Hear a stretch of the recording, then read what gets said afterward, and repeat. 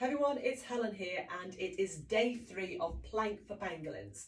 And today we're going to do a moving plank. So we're actually going to do plank to pike.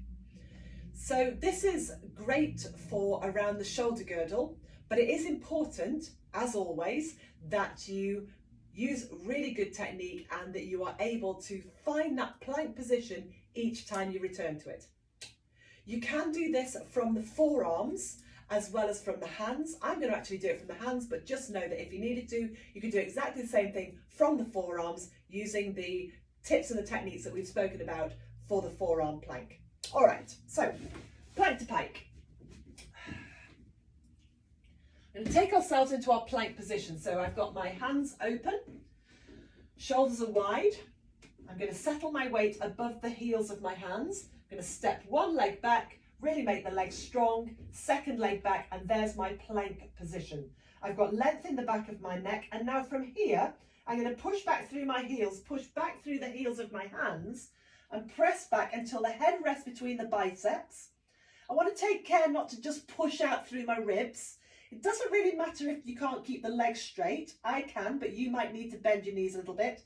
Nor does it matter whether your heels are down or not.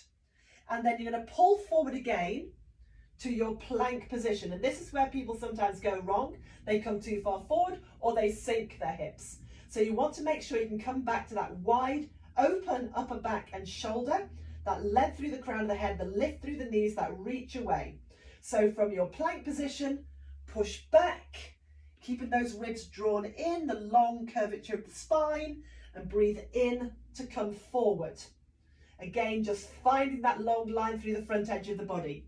Breathe out, press back, and breathe in to pull forward. Notice at this point whether you're rolling onto the outside edge, the little finger edge of the hand. Keep the instep of thumb and first finger pressing down and pull forward. Very often people find that doing something like this, a moving plank, is less stressful, less difficult, more manageable than holding a static plank.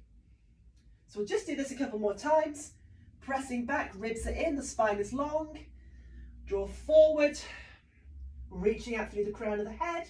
And again, pressing back, breathe out. And then breathe in. It does make a nice long line stretch as well through the back edge of the body. And then knees down, take a rest.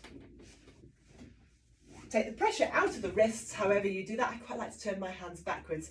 But there you go, that's a moving plank, plank to pike, taking ourselves from either our straight arm plank that we spoke about on day 1 or our forearm plank, which we spoke about yesterday, into that pike high hip position, making sure that we keep that length in the spine. We don't really want to overarch anything. So technique, as always, is key. See how you get on with that, and I'll see you again tomorrow.